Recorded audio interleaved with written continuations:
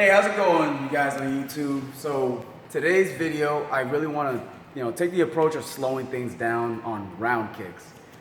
The thing about round kicks is that they're very explosive and there's a lot going on, which makes it really dynamic. So the approach today is we're going to take a static approach where we just break it down in a couple of phases, so that way we see the small phases that might affect our round kicks. So that way we can develop it, so that way it's used the way that it was intended to be used. All right. Now, let's talk about first and foremost, if you're starting off and you're throwing round kicks at a very explosive pace, you're gonna injure yourself because if you're not, I dare say, flexible, all right, something is gonna happen. All right, you're gonna pull a groin, you're gonna rip maybe a muscle, or even worse, you might slip, fall, and break something. All right, so always take things slow at first, so that way you understand the actual movement first before you go balls to the wall.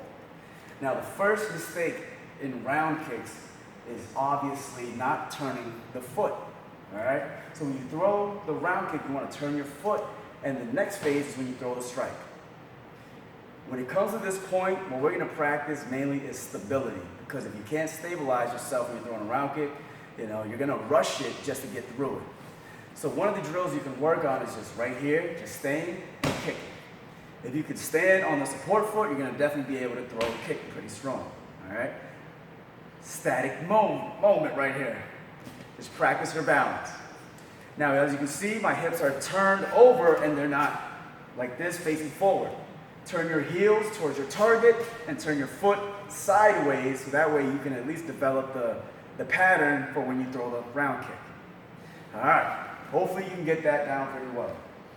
Now comes the part where you can develop a whip with the kick. Just bring your knee up and turn and kick and bring it back. Like I said before, go slow with things, because any fast moment that you're not used to, your body is going to not be able to maybe bear the weight behind it or bear the what you're trying to ask it to do, and you might injure yourself. So always take things slow. Again, go slow, pick up the leg, turn and kick. Turn and kick. Take your time, get your balance down, because if you can stand on 2 feet, you know it's going to be a lot harder when you stand on one.